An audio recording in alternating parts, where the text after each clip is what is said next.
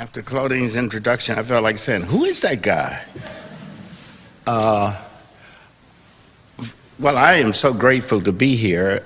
It's the first time I've been back in Santa Barbara or at the university since I retired in 1996. And it's very good to come back for the first time under these auspices. It's very good to meet my old friends and a number of new friends and colleagues on this occasion. I also should mention that there are other people who have been tied up with the center also. There's Gerald Horn. He was acting director of the center when I got here. So it's just a sort of old reunion thing going on here. And the conference itself has been very important for me because it made very clear the seriousness of the issue of reparations, and it gave you a sense that this meaning of reparations had a great deal to do with both our past and our future. I guess for a number of years, several people have wondered what happened to the civil rights movement. What are we supposed to do now? Can't we start up something else, something of that sort? In a sense, I see this notion of going back to look at slavery again as it relates both to the issue of knowledge and also to the issue of action as one very important movement in that continuous thing we call, in my tradition, the movement. And I think this movement now it's continuous, but it represents a certain kind of disjunctive critical hiatus from the older civil rights movement. I think the older civil rights movement knew that everything was going to be difficult, but there was within it a certain kind of tacit trust that maybe the country in status quo could indeed include everybody. That there was it's a big country, and all you have to do is to say, it's all right for everybody to come in. And I think one of the great disappointments of the civil rights movement is to see the structural difficulties of a place so constituted and so put together and having such a notion of who and what it is and was to really undertake serious critical thought about itself, and obviously difficult to undertake any critical change. What I see in the new meaning of looking at slavery and talking about reparations is that, at least for the tradition of African Americans, it becomes clear that no movement can operate that simply understands itself as pawns of the American Constitution. That African Americans cannot do that because, I'll say something about this later, they are water people. In other words, that journey across the water has not been resolved. And what needs to be thought about again is that on those boats coming across the water, there were Europeans and Africans on the same boat. They were on the same boat, but they were taking two different journeys. And those two journeys cannot be reconciled simply by having good thoughts and thinking in universal terms. Those two journeys must be reconciled in terms of a concrete meaning of what happened to those two groups. one of the problems, I think, of the old civil rights movement is that we thought maybe there, with some, it was filled with a certain kind of misplaced affection. A misplaced affection, that thinking that through enlightenment categories of universalism and abstract definitions of everybody is human, that we might realize, well, it doesn't make any difference. Everybody's human. It doesn't make any difference what your color is, doesn't make any, we're all human.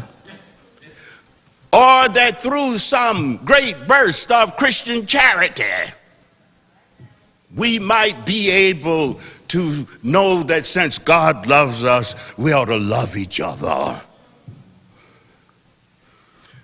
But of course, that didn't happen.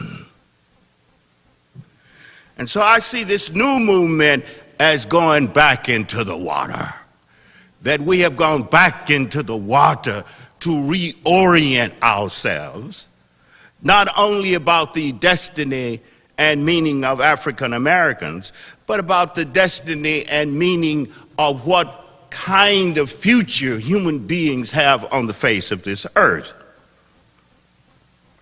And by going back into the water, we want to acknowledge again the peculiarity of that first journey.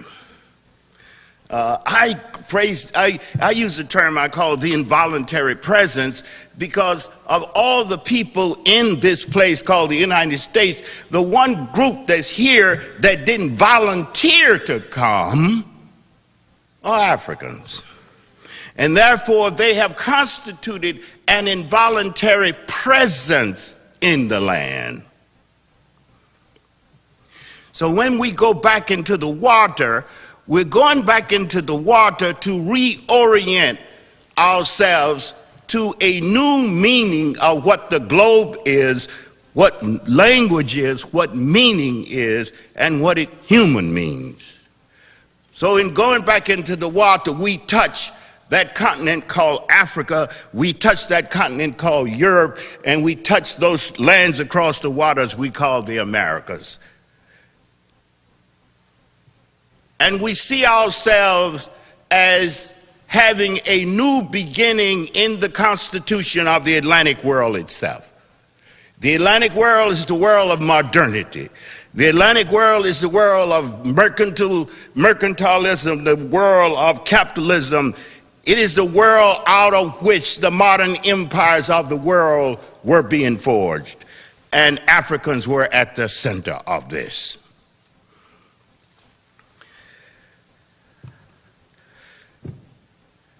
It was out of the Atlantic world that great fortunes were made in the Americas and in Europe. And a great deal of those fortunes had to do with the presence of African Americans in those waters. And part of going back into the waters to reassess things, the question arises, how can all of those who were in the waters have equal access to the excess that was created there? And therefore, reparations raises that issue as a historical meaning. How did wealth come about in the Atlantic world? Who should share in that wealth? And how might that be done? Now, that's one level of it. As Bobby Hill put it, it's not just about the money. Ajo Ayatollah said that the last day too. It is about the money, but it's not just about the money. It has to be about the money. The reason it has to be about the money is that we must rethink the meaning of ultimate values. That ultimate values are not separate from materialities. That there is no need anymore to think that we have this disjunction between matter and spiritual meanings. If anything, the people in the Atlantic world, especially those at the bottom of the boat, had to mash out a meaning of spirituality while their black bodies sweated in filth at the bottom of those boats. And they have a notion that there is an interrelationship, an inherent interrelationship between material things and spiritual matters. So therefore, it's not a binary here. It's another way of understanding the nature of the world and the nature of the human. Bobby Hill also said, when he made his first comments, he said maybe what we might not be dealing with a history here. We may be dealing with what he called a genealogy.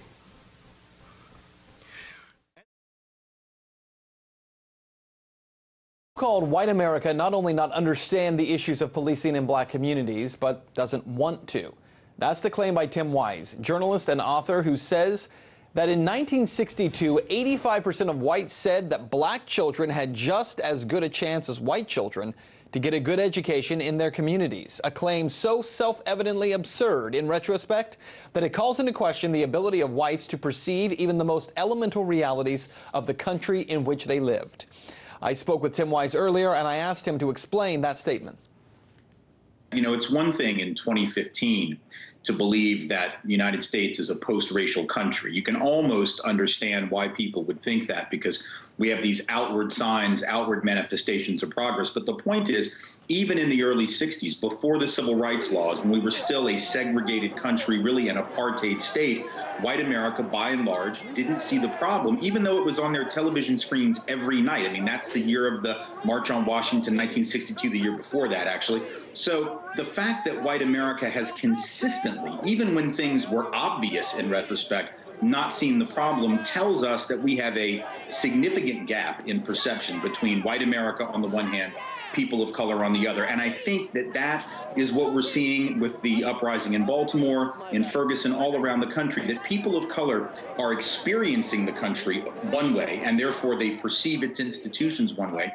White America perceives it differently because, by and large, we're experiencing it differently. It isn't that we are uncaring, unconcerned, or mean and evil people. It's that being white means never having to know the reality of those who live a very different experience. And that, to me, is the core of our problem in this country. 20, 30, 40 years from now, do you think the people in this country will look back on this particular time with the same retrospect that we look back into that civil rights era with? I think it's very possible. I mean, right now, the numbers are very clear that for most white Americans, even though there seems to be some emerging consciousness around police misconduct and criminal justice system disparities, it's very much like it was in the early 60s. There's a core of white folks who seem to be getting that and acting in solidarity with the movement to change that and to make that better, but a vast majority who seem to be completely checked out. So hopefully we'll be able to not have to take 30 or 40 years to see what's right in front of us. Hopefully we can narrow that time frame, because otherwise we're just going to keep repeating these cycles of denial and consternation and anger and hostility rather than coming together to fix the problem. Certainly so. I want to ask you about this other portion of your article. You talk about the fact that in white America and within white sections of America, there are riots. And you say we do burn our own communities and we do riot for far less valid reasons than any for which persons of color have ever hoisted a brick, a rock, or a bottle. And you bring up things like riots after football games, basketball games, even that pumpkin festival that happened in New Hampshire, how vastly different that is covered by media and perceived by the public versus what we saw in Baltimore, for instance. Right. I mean, when white folks riot, whether it's after a football game or because Penn State fired Joe Paterno, who had, basically covered up for a child molester on his staff for years, or whether it's Woodstock 99, the music festival in 1999, where, there were literally rapes, assaults, robberies going on in the mosh pit during the concert. White folks, if that had been black folks at a hip hop show in New York City or anywhere else in the country, it would have been looked at as a cultural pathology. So part of our problem is recognizing that a lot of the behaviors that we ascribe to low-income folks, particularly poor folks of color, are just as common among middle and upper middle income white folks, but we don't perceive them the same way. Riots are one, drug use is another. The drug rates, for example, in this country are overwhelmingly identical between white folks and people of color, and yet when it comes to drug arrests, people of color 3, 4, 5 times more likely to be arrested. So we have to de-racialize the idea of pathology, and unfortunately the media, in terms of how they portray Baltimore and Ferguson and all of these uprisings against police misconduct, have continued to further a narrative that says those people are pathological, they're the violent ones, they're the dangerous ones, rather than looking at this as a larger systemic phenomenon. Well, and again, I think you make a very important point that the things that many times that take place as a result of riots, whether it be the Pumpkin Festival or what's happening at Woodstock 99, not even close in comparison to the complaints that these people have within black communities, where they're saying we're being arrested at extremely high rates, mass incarceration, and even the killing of young black men at the hands of police officers. I also want to ask you about the housing issue, and you talk about the segregation that's gone on even since the 60s in terms of race-based housing discrimination. Can you tell me more about that? Well, we know the best estimates suggest there are at least 2 million, maybe as many as 4 million cases a year of race-based discrimination against people of color when they're looking to either purchase a home or rent an apartment. So they're either not shown the same number of units, or they're charged more, they're quoted a higher price, they're given a higher interest rate, they're steered into certain neighborhoods. So even though it's not as blatant and obvious as it was, let's say, before the Fair Housing Act of 1968, it's still happening millions of times a year. That, on top of, as I talk about in the piece, decades of institutional policies that actually destroyed housing in black communities like Baltimore to put interstates through the heart of the city, or for so-called urban renewal, which really meant building office parks, office buildings, parking lots, shopping malls that white folks would work in mostly, keeping black and brown folks in the city because they couldn't move to the suburbs because of discrimination. So in fact, the United States and local government combined conspired in a lot of ways, I don't mean it conspiratorially, but worked together to destroy housing for people of color, even as it was subsidizing housing in the suburbs. And that was official government policy right out there in the open. By the late 1960s, 1/5 of all urban housing lived in by black Americans had been destroyed for this so-called economic development. That's how the ghetto, so to speak, came to be the ghetto. And unless we understand that, we look at the uprising in Baltimore as this purely irrational action based on one incident, the death of Freddie Gray, when in fact it is related to a plethora of incidents over 3, 4, 5, 6 generations. And so much of the reason that we view, I think, especially across America, we view these situations kind of in a vacuum is because of the way media covers it. But I want to ask you about one other thing you said here in this article, and it's kind of a stunning statement, but I think it rings true. You say, "I beg to remind you that George Washington was not a practitioner of passive resistance. Neither the early colonists nor the nation's founders fit with the Gandhian tradition. There were no sit-ins at King George's palace, no horseback freedom rides to effect change. There were just guns, lots and lots of guns." I'll give you the last word based on that statement. Right. I mean, I think that's a critical point to remember, that while we lecture black folks and poor folks about violence, quote unquote, when they loot, quote unquote, a CVS or a liquor store, we need to remember that change in this country, including the change that most white Americans take for granted, the very founding of the country, was rooted in violence. So for us, white Americans, to lecture black and brown folks about being nonviolent and being peaceful is sort of precious, given the history of this country, given the face of the American president that is, at least as of now, on the $20 bill, Andrew Jackson. I know they're talking about changing that, but this is a man who was implicated in mass genocide of indigenous people, and yet we're going to tell black folks to engage in nonviolence. It seems to me we're getting it a little bit twisted. If we want nonviolence at the retail level, we have to practice nonviolence at the wholesale, national, and systemic level. And I guarantee that if that violence, if that institutional violence stops, the retail violence in the streets will stop as well. Critically important points. Author and anti-racism activist Tim Wise, your time and your insight, much appreciated. Thank you. Thank you.